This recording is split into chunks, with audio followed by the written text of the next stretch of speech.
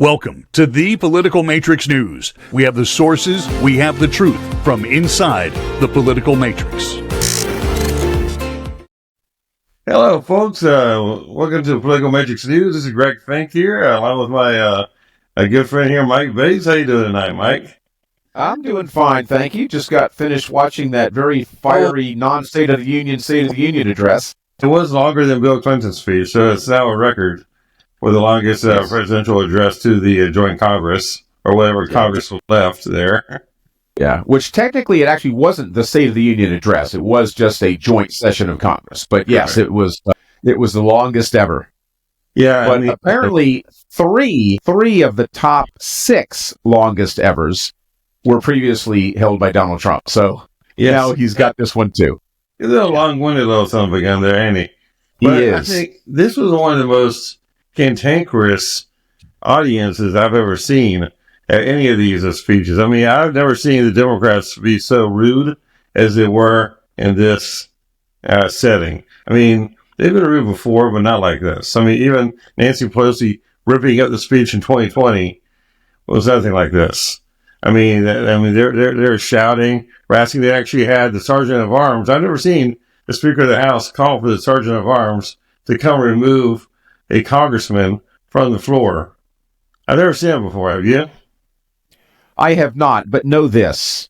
That was orchestrated. Well, the Democrats planned from the very beginning to be the disruptive, crybaby, son of a bitch, asshole bastards that they are. Now, I'm sorry that I have to use that language. The entire political theater thing that we've been talking about for a month. It's true. They knew what they were doing going in. They planned it. Representative Al Green knew that he'd be the sacrificial lamb to be kicked out. And why? They're already on MSNBC saying he was kicked out because he's a black man. Okay? So they're already playing the race card on it. It was the most disgusting exhibition of Democrat demonism I've ever seen in the houses of Congress, which is really saying something considering what they have done.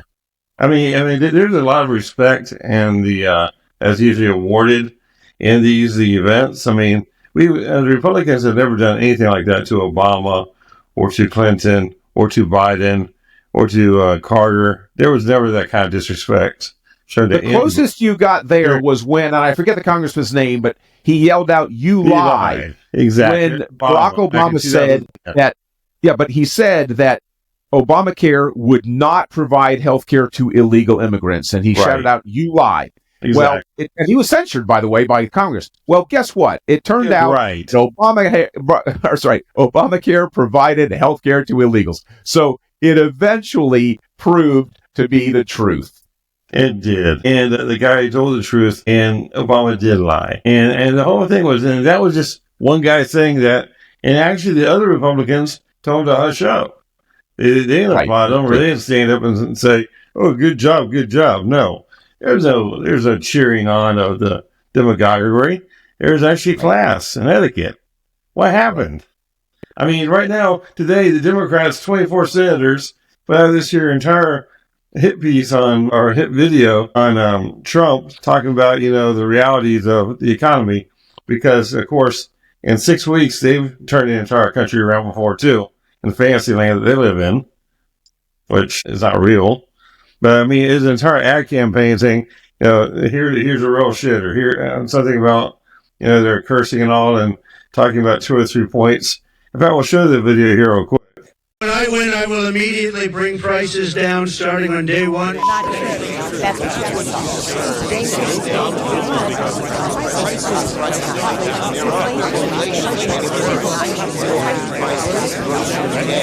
So, I mean, it's totally ridiculous.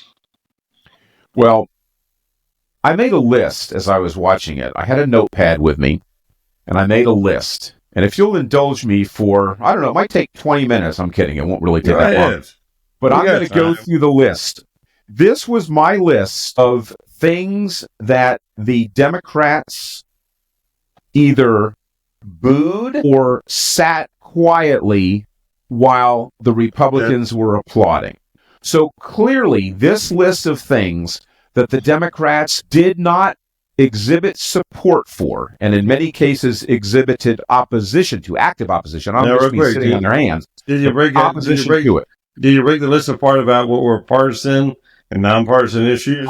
If it was a super partisan thing, I just left it out. Okay. Great. Because I understand that these things always have, I'll just give you, for instance, before I get to the list, fairly late in the address, Donald Trump said that we will make America great again. And the Republicans stood up and applauded, and the Democrats sat on their hands. I don't care about greatness. I mean, I could misinterpret that and try to deceive people to say, Republicans want to make America great again and Democrats don't, right?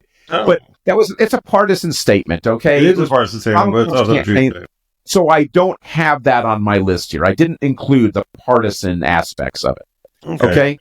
And it's in chronological order, okay? We literally started recording this podcast within 5 minutes of the address being over. Donald Trump hadn't even left the floor of the House yet. He was still on his way out when we turned off our television sets and started this, okay? So I didn't organize any of this. It is strictly in the chronological order that they took place, and therefore the order that I wrote them down. So when Donald Trump mentioned that he was ending diversity, equity, and inclusion, the Democrats sat on their hands. Now, diversity and inclusion are wonderful things when they occur naturally. They are terrible things when they're forced. And equity can only be achieved by force, so equity is always bad. Equality, wonderful. Equity, bad. And although the words are very similar, they are nowhere near synonyms. The Democrats are against that. They are in favor of judging people not by the content of their character, but by the color of their skin. When Donald Trump said that there are only two genders, the Democrats sat on their hands. When Donald Trump said that there should not be men playing on girls' sports teams, the Democrats sat on their hands. When he said that if they did not comply with that directive, they would lose federal funding, the Democrats sat on their hands. When Donald Trump said the United States was going to drill for oil and make America energy independent, although he didn't use those exact words, the Democrats sat on their hands.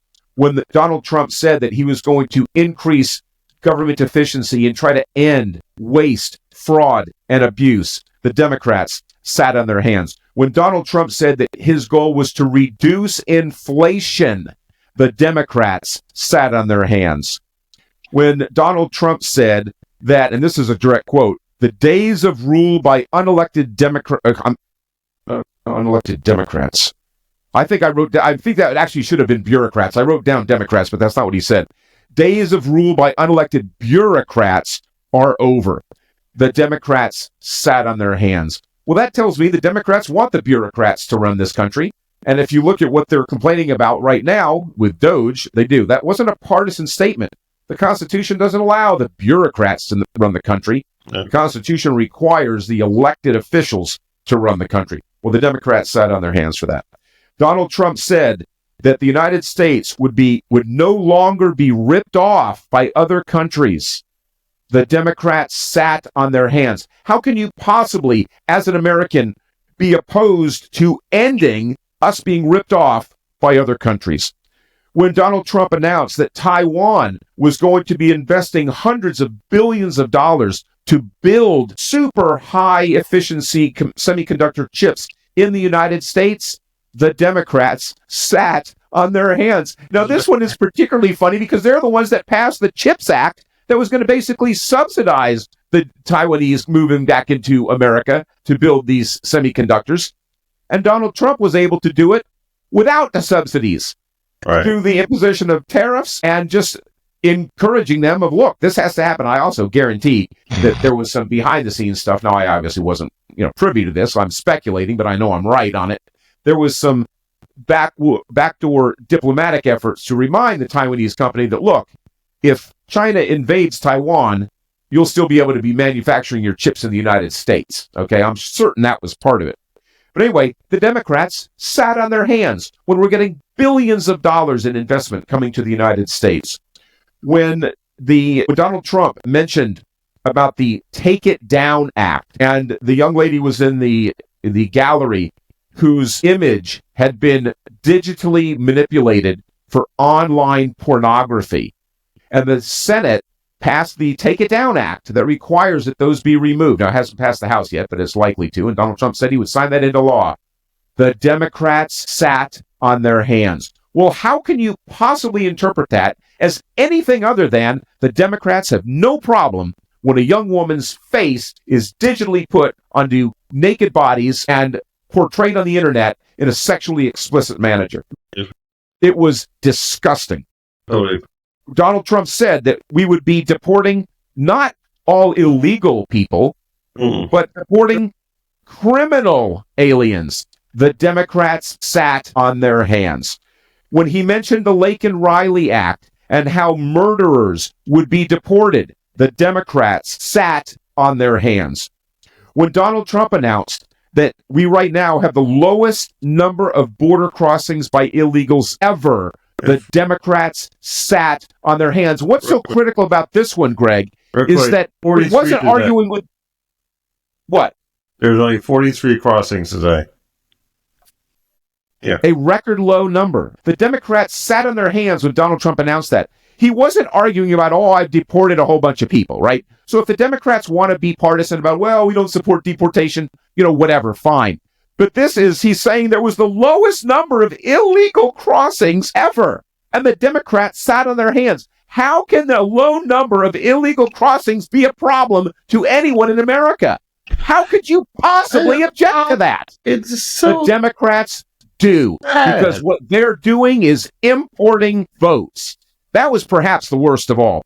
When Donald Trump said that he was naming these drug cartels and these criminal gangs in Venezuela, designating them as foreign terrorist organizations, the Democrats sat on their hands. When Donald Trump, and look, this is when we're getting into the showmanship that happens in every State of the Union address, and I know this wasn't a State of the Union address, but it was similar. When that hero Border Patrol officer stood and Donald Trump described how he saved his partner's life, the Democrats sat on their hands. The Democrats don't even have the decency to applaud a Border Patrol agent who saved a fellow American's life, a fellow law enforcement officer's life.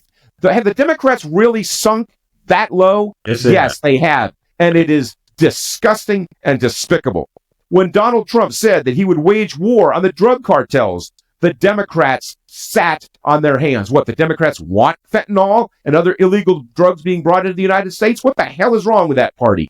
When Donald Trump said he would bring back law and order to our cities and towns, the Democrats sat on their hands. What the hell is wrong with them? When Donald Trump announced that he supported police and firefighters, not even in a partisan manner, he simply said he supported the police and firefighters, the Democrats sat on their hands. When that little kid named DJ, whatever his name was, I didn't catch his last name, little DJ kid that had the brain cancer and he wanted to be a cop, right? Now, when he was made an honorary Secret Service agent, look, we all know that was a stunt, okay? I mean, good for the kid. I'm happy that he's pleased with all that, and it was a nice, kind gesture and all. But let's be honest, it was a little, political showmanship, whatever. But the Democrats sat on their hands. They couldn't even applaud that a little kid survived, 10 years after given a 6-month prognosis of death from brain cancer. They couldn't even applaud that this kid was alive still, and then he was being awarded with this honorary Secret Service membership. I mean, come on. When Donald Trump said that the military has had good recruiting numbers, the Democrats sat on their hands. When Donald Trump announced that he wants a Golden Dome missile defense system in the United States like Israel has with their Iron Dome, the Democrats sat on their hands. Were they not in favor of defending the United States? It was disgusting. When Donald Trump announced that American companies had purchased ports at both ends of the Panama Canal, the Democrats sat on their hands. Now, this is an important distinction. When Donald Trump said that he was going to take back the Panama Canal, he didn't say he was going to do it militarily. I would oppose that, by the way, unless it was military taken over by someone else, okay, which would be a completely different story. But all he announced was that American companies purchased ports at both ends of the canal, and the Democrats sat on their hands. When Donald Trump announced that Taliban terrorist that orchestrated the bombing during the withdrawal of Afghanistan was arrested and brought to the United States, he killed 13 people and injured 42 more, including Americans. Donald Trump announced that. The Democrats sat on their hands. The Democrats don't even have the decency to applaud when an American president, any American president, brings a foreign terrorist to justice. That was perhaps the most despicable of the whole damn night. Donald Trump announced that Russia and Ukraine both said they wanted peace. The Democrats sat on their hands. Donald Trump didn't say, I'm going to impose peace. He said they both want peace, and the Democrats sat on their hands. Hold on, I'm almost done. When Mark Fogel, the teacher that was held unlawfully in Russia for years, was released by Donald Trump, and he pointed him out up in the gallery, the Democrats sat on their hands. They sat on their hands that an innocent American who had been held unlawfully for years in a Russian gulag was released. The Democrats couldn't even find the decency to applaud that. You don't have to applaud the man who got the deal done. Just applaud the fact that the American is free. Right. When Donald Trump announced that America would go plant the American flag on Mars, the Democrats sat on their hands. And lastly, when Donald Trump said that the golden age of America has just begun, that was the ending of his speech, the Democrats didn't applaud that. What they did was they up and left. They just got up and cleared out of the chamber as quickly as they could. And I will say this, and, I'm pretending, I know this is not broadcast air, okay? But being a radio broadcaster, I actually do have the ability to make my point without using words you can't say on radio and TV. But I find it real hard to do in a podcast because I know I technically could say them, but I'm going to try not to. That exhibition of bitter partisan hatred by the Democrats tonight was the most disgusting display of partisanship I have ever seen from these sons of bitches on the left side of the aisle. Every single Democrat in America should be ashamed of that party because they are not just anti-Trump, they are anti-American, they are anti-decency, they are dangers to our republic, and I think it is disgusting and disgraceful that anyone supports those bastards in the Democrat Party. Every goddamn one of them should be ashamed of themselves. And with that, I will be quiet for a moment and relax and take a quick drink of water. So, tell me how you really feel. I can't tell you how I really feel because I do try to avoid those words, but you call me on the phone after this, and I'll use the words that really need to be used to describe the Democrat Party. He actually missed two or three of them. Actually, whenever he was recognizing the families of the fallen police officer in New York, and the family of the person who shielded their family of the butler, they didn't do anything for those either. Well, okay, now let's talk about something. Let's talk about something. Greg, hold on. This could be a distinction. Hold on. This could be a distinction, okay? Before we went on this podcast, you told me you watched the address on Fox News. ABC. Okay? Oh, ABC. Okay, you said you watched it on ABC. I watched it on MSNBC. Now, the reason I watch all these things on MSNBC is because I want to hear what the enemy, because I want to hear what the enemy is up to. I want to hear what the enemy thinks of this. And so when you get these little crybaby leftists on MSNBC complaining about it before and after, I want to hear what they have to say. Right. Okay. So you watched it on ABC. I watched it on MSNBC. When those examples happened about the firefighter in Butler, Pennsylvania, who was killed by the sniper that attempted to murder Donald Trump, and the others, they didn't show, at least on MSNBC. I can't say what they showed on the other networks. I don't know. I wasn't watching. But on MSNBC, they did not show the Democrats' reaction. I assumed they were sitting on their hands, but because I didn't know they were sitting on their hands, I didn't add it to my list. You may have seen them sitting on their hands, and if they did, well, shame on them for that, too. I didn't see it, so I had to leave it off my list. Yeah, more or less, I was going by the sound of the applause. It is almost identical for each one, and there's no increase or crescendo of any type of applause at all for those two situations. Yeah, and that's fine. By pretty much, deliberating by, common sense, I did not think they were overwhelmingly supportive of the people who gave their lives for their families. Agreed. But it sounds to me like ABC didn't show it either, so you're speculating, which is fine. I think you're probably right. Speculating on the behalf of Trump. You're correct. Right, and you are probably correct. But I wanted to make sure that I wasn't probably correct, that I was provably correct. So Right. when they didn't show the reaction of the Democrats, even though I assumed they were seated, I didn't write it down because I was like, well, can't prove it. Well, that's good for you. That's Well, you know, one of the give me a things that gold I star do. there on that one. No, I'm not seeking a gold star, Greg. But one of the things that I do agree on with my you, though. program is I try to counter the lies of the left. And I can Yes. only do that if I can prove Exactly. the lies. I'm not an opinion. I'm not a show. My radio show was not about my opinion. I mean, I get Right. it a lot. No It's about question. facts. It's about facts. And my opinions are based on facts. And I want those facts. I need those facts to Right. be provable. Anybody can pull an opinion out of their ass, okay? Right. And everybody's got opinions, right? But Everybody has I an want ass. my opinions to be based on facts and for those facts to be provable. So the reason that the examples you just cited I left off my list is because I couldn't prove them. Do I believe that they sat on their hands for them? I absolutely do. But And can't I also prove think it. It that didn't make the the list. whole idea that the camera wasn't showing the Democrat side was actually more proof that they probably were sitting down, because in order to show with the camera that they're sitting down, whenever they're talking about people giving their lives for their children, that would have been passing the threshold for even the liberal media. Well, if they showed it on the other networks, so be it. They didn't show it on the network. Well, I doubt they showed them on any of them, because, I mean, although they're okay with all the hypocrisy that you just listed, to say that, you know, that the Democrats are okay with sitting on their hands about somebody defending their own children and their wife from a bullet, and them not supporting that, and to show a camera on that, I think even hit their threshold. And so I don't think there's any way they're going to show that the Democrats were that stupid. Right. Oh, they And were.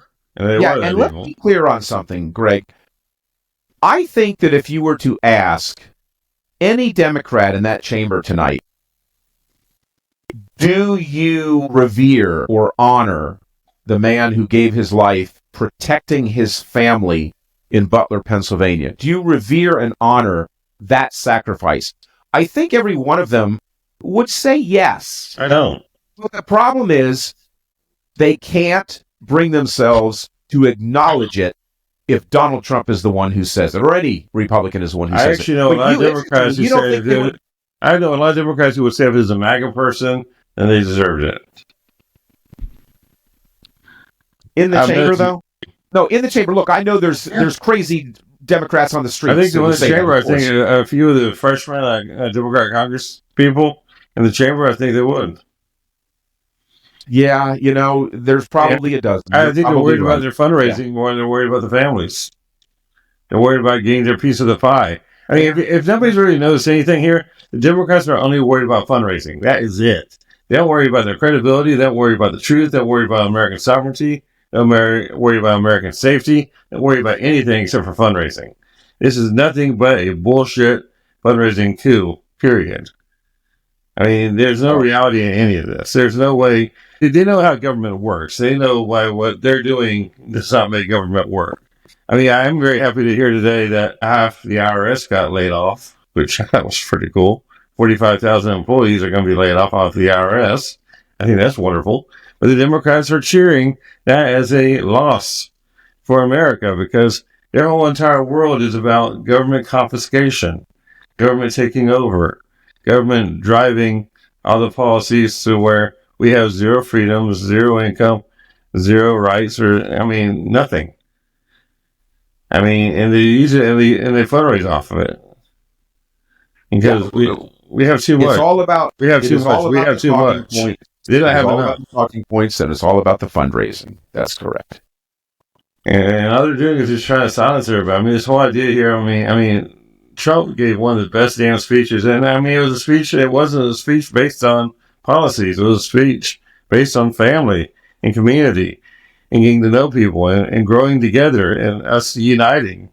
It was a uniting speech. It wasn't a speech based on a whole bunch of platitudes or a whole bunch of like, you know, we're going to do this and we're going to do that on policy wise. It was about how we're going to grow together. Are we going to be safe together? How we're going to, you know, enrich the future generations together. Yeah, he said a lot of things together, and he tried to include the Democrats in on the plan of the future of America. It's up to the Democrats to get off their stupid ass and join us. The Democrats don't want success No, in they the don't. next 3 years They want because failure. they know Donald Trump would get credit for it. And Exactly. the Democrats hate Donald Trump that more much. than they love America. And that is shameful. I mean, look, I didn't like Bill Clinton. Yeah. I didn't like Barack Obama. But I loved America more than I disliked them. Exactly. I wanted America to succeed during their, well, combined 16 years of presidency. Right. But the Democrats are so filled with hate that they would rather see America crumble to nothing than Donald Trump get any credit at all for success. I mean, the whole idea here that, I mean, the chicken issue, the egg issue, the huge issue that the Democrats have totally warped out and saying that, you know, the egg prices going up are all because of Trump, not realizing or not wanting to talk about the whole idea that Biden ordered 100 million chickens killed right before Trump took over, which, you know, a lot of numbers would say that would drive the price of anything up, you know, and so whenever you have, you know, the supply side economics, when you have fewer things, the prices go up. And so, I mean, you got fewer chickens and fewer eggs. I mean, the prices of eggs are going to go up greatly. Especially 100 million chickens. That's quite a few chickens. That is a lot of chickens. And I will tell you this, I'm no expert on chicken farming, but I do in the course of my research try to go to the various advocacy organizations and I seek out various opinions of people who are theoretically experts in their fields. And I don't rely on the mainstream media because they filter things and leave a lot out. So I found that apparently, and I can't vouch for it, I'm not a chicken farmer, but apparently a lot of chicken farmers are saying, yeah, those numbers of Biden were made up, that they were ordering the deaths of chickens that did not have bird flu, and that the Department of Agriculture at the time was assigning every chicken death to bird flu, even when bird flu wasn't the cause. Exactly. Chickens die all the time in captivity. And they're doing it more or less. They knew it was going to rise the price of eggs and everything when you start killing them all, you know, just recklessly like that. And I mean, I actually know a lot of chicken farmers who are ordered to kill them, and they have no idea why they're killing them. But it was a federal order. You have a choice. I mean, we have a lot of farming area over here in Gainesville where I'm at, and they're very happy about the feds coming in. You know, Trump coming in and taking the feds out of controlling their everyday activity and everything in their farming world. If you would just unleash the ingenuity of the American farmer and the American businessman, and the regulations were imposed for safety reasons only, as opposed to micromanaging reasons and control, which is what they want. If they would simply deregulate the markets except for safety issues, the economy of the United States would just flourish like you've never seen before. He talked about Donald Trump knows that, and that is his objective. Exactly. He said it tonight. Tonight he wants to unleash the American farmer and let them just go to town and just, you know, let the crops roll and everything grow without the government getting in the way. Right. Yeah, there were a handful of other things that I wanted to bring up. Did you notice that a lot of the Democrat ladies were wearing pink? Yes, they were. Yeah, so when I saw that, I'm like, okay, obviously this is a protest of some sort. What is it? So I looked it up, and the Democrats had announced that this is what they were protesting, and this is, quote, Trump's policies which are negatively impacting women and families. How? How? Being a Democrat means never having to explain how or why. You just throw out the accusation, Greg, and that's good enough. Being a Democrat means you're going to I don't know, and neither can the Democrats throwing out the accusation. I don't know. This entire night tonight just tripped me out because, I mean, it was a pretty good speech. It was pretty, well, you know, I mean, he didn't do anything in the speech about attacking anybody except for criminals. The criminals were the people he wanted to attack. But I will say, and I also will say I enjoyed it, I will say that although he didn't attack in the meaning of the word you're using it, when he was speaking of his success and his predecessor's failures, he was looking to the Democrat side of the chamber. Well, it was Biden. I mean, why is it for him? I mean, hey, they needed to hear that Biden was a failure and that Donald Trump's going to succeed. So Exactly. he should have looked at the Democrats. He should. But, Donald Trump was getting pleasure out of doing that, and good for him. But did you also notice, Greg, the signs that the various Democrats were holding up? Yeah, they had the little black signs. False. True. False. Well, they didn't have one that said false. Oh, excuse me. I'm sorry. They didn't have one that said true. Exactly. They had one that said false. They had some that said Musk steals, save Medicaid, and protect veterans, and lies. And then they also had plain white signs and were given Sharpies that they could write something that came to them during the speech. Although I didn't see anything other than lies on that one. So I don't know what else they wrote, but they had those stupid little signs. Yeah. Democrats are in full protest mode. We like to say that, I like to welcome them to the full reversal of the Democrat Party, where I guess back in the 60s they were protesting war, and they were protesting, anything to do with violence at all, and entire American military movement. Now they want American troops everywhere. They love war now. They want war, and they want bloodshed to happen so they can blame everything on Trump as being the worst warmongering president. The reality here is that the Democrat Party has no idea what they're doing, where they're doing it, or why they're doing anything. Period. Yeah, the Democrat Party has historically, since World War II, since the conclusion of World War II, the Democrats have largely sided with Russia, or Soviet Union as it was for a while. And all of a sudden now, they are against Russia. They hate Russia. And look, Putin's an asshole. Yeah, well, I wish either. Putin was the aggressor, And my biggest policy difference so far with President Trump is his desire to end the war in Ukraine at whatever cost. I'm not a end it at whatever cost guy. Well, I'm an end it, but with reasonable reasoning. And Donald Trump is too eager, in my view, to allow Russia to keep the areas that they've already taken and just, time out, stop where you are, and we're done. I think that rewards aggression, and I don't like it. I think it's a very bad precedent to set. So I don't support that angle. But I will also say this. If Ukraine supports that angle, it's their territory, right? So what I think is irrelevant. But the Ukrainians have to agree to give up that territory if the United States is going to impose that they give up that territory. I'm against us unilaterally just saying, oh, yeah, Putin, keep that Ukrainian territory you took. Well, that's not right. Donald Trump announced tonight that Putin and Zelensky both have expressed interest in ending this war. And by the way, that mineral rights thing is probably going to be signed pretty soon, he announced. Oh, yeah. And so it may work out in the end, and a lot of lives will be saved. But I do hate that Russia will gain a single inch of territory as a result. Yeah, that is not however, we should allow want. anymore. I mean, the way Zelensky's talking is that the only way it will be guaranteed is that if there's American soldiers there, or if there's American troops there, that's not going to happen. I mean, Donald Trump will 100% not send American troops there. Now, and that being said, I mean, we have to end it now. I mean, right now, Ukraine doesn't have enough. Their manpower is down, depleted so badly. And they need troops. That's the whole thing. They don't just need weapons. They need people to fire the weapons. I know they're down on manpower greatly. Yeah. No matter how much you want to say they're proud, they're fighting hard. And I give it to the Ukrainians. They are some hard fighters. But there's also probably another angle here nobody's really talking about. Does anybody remember Hunter Biden and Joe Biden? And Hunter Biden was going to be on the board of directors of a big Ukrainian gas company.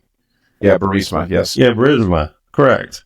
And so the Democrats have been tied tangentially or indirectly or directly, financially, to Ukraine in one way or the other for a long time. So there are a lot of backroom dealings, allegedly. Or maybe allegedly a lot of black market dealing. We know it happened. Allegedly a lot of black market dealing going on. We have no idea. There's a lot of things that they were supposedly, they're always against Russia. I mean, they always supported Russia before, but now that Ukraine was getting them greased up in the back end a little bit more, they just switched sides from Russia greasing their wheels to Ukraine greasing their wheels. So and I think it could really be just a huge money issue about, who's giving them the biggest envelope. there is without question money laundering going on through Ukraine. That we know. Who's getting it? Well, I would like to see the proof of it before I throw names out. Other than the Biden crime family, we don't know. Chuck Schumer or somebody like that. I mean, it's somebody like the Democrat leadership at all is covering everything up for Hunter Biden. Like, Kamala Harris's husband, who was his lawyer at one time. Well, that was Doug.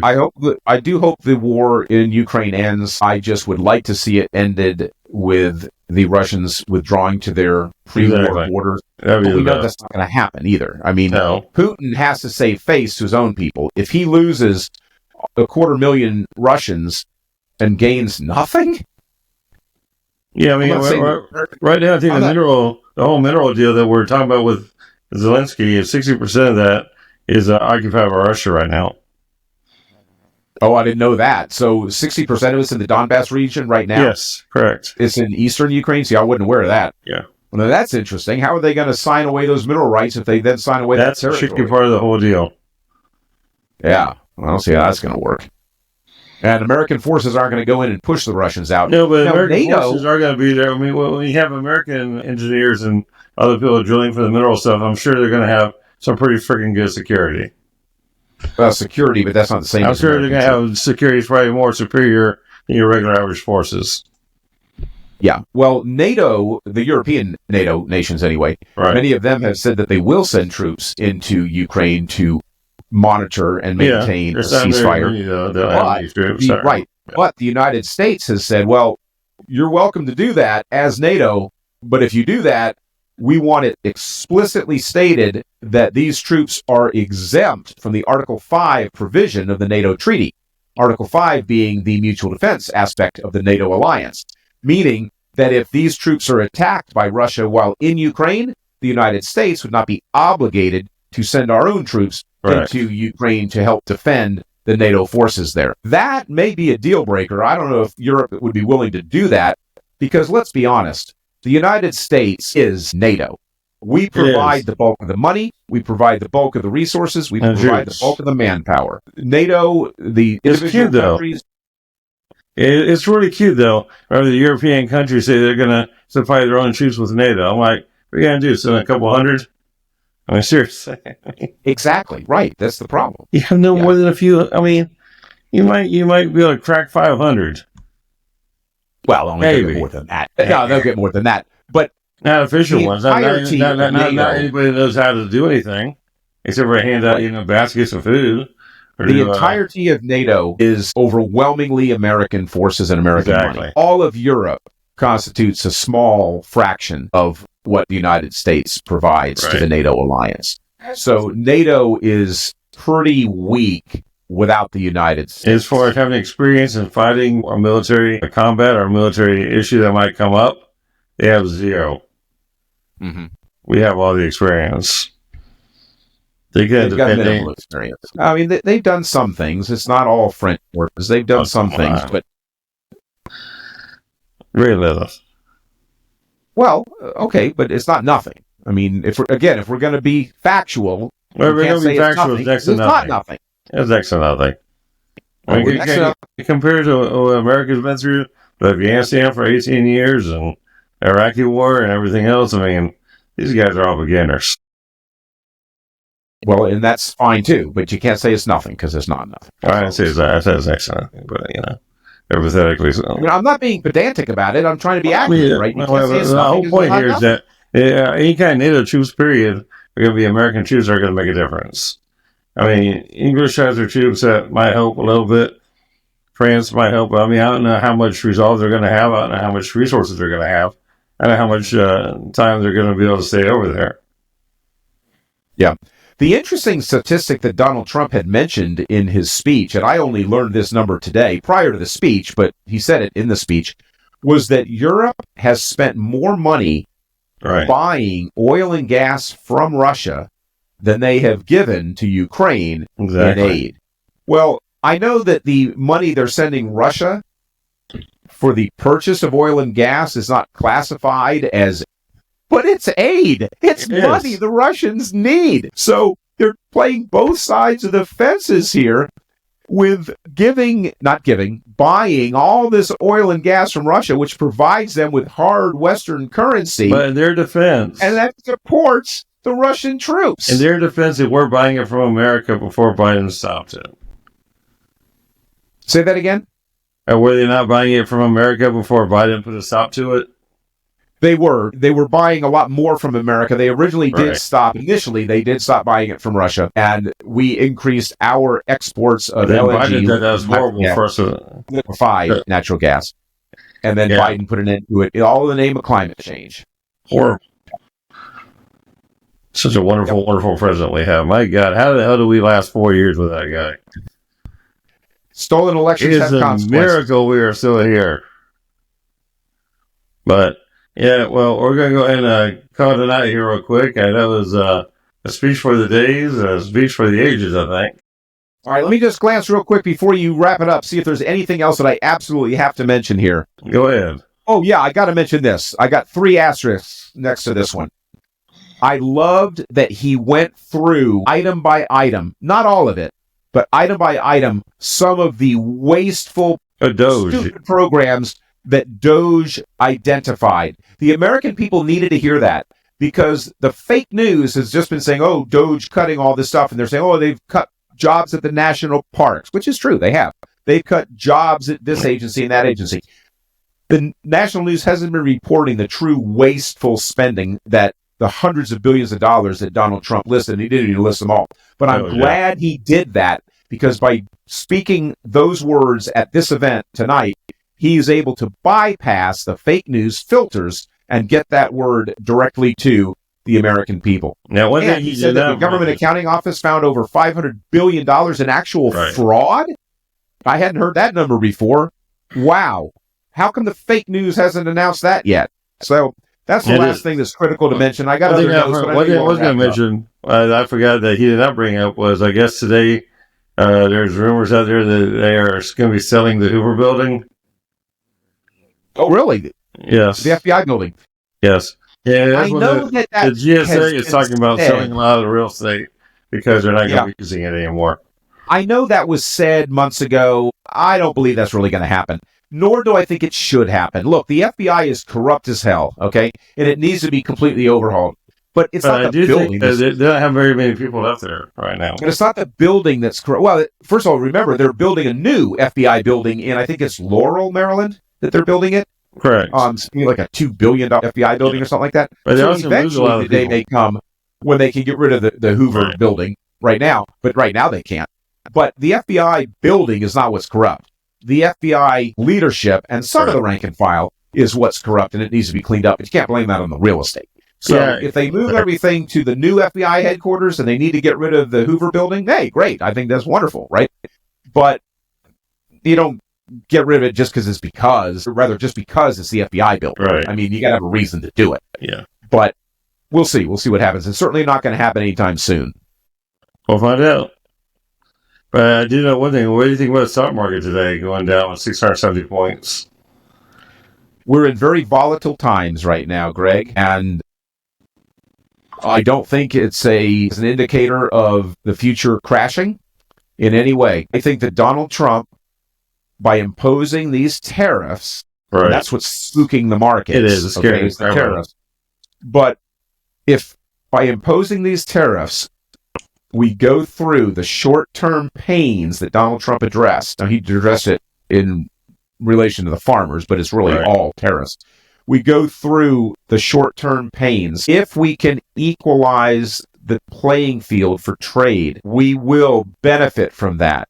He mentioned that Honda is building one of the world's largest plants in Indiana. I mean, that's huge. Why are they doing it? To avoid tariffs, right? And I didn't know this. Did you know that South Korea, imposes 4 times the tariffs on our goods than we pose on their goods coming to our country? Yes. I learned that tonight from Donald Trump. Now, he didn't say that's across the board. It may be 4 times on certain things. I really don't know. I need to look into that and see exactly what they're talking about. But if we're going to have tariffs, the tariffs need to be fair and universal. And the problem is that America has for too long given away free trade or low tariffs with very little return for it.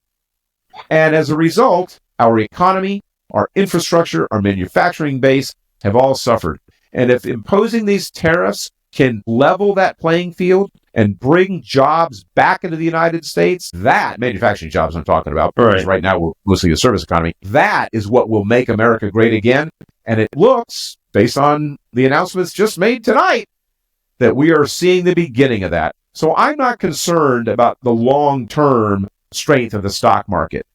If we've got some volatility in the near term, so be it. Exactly.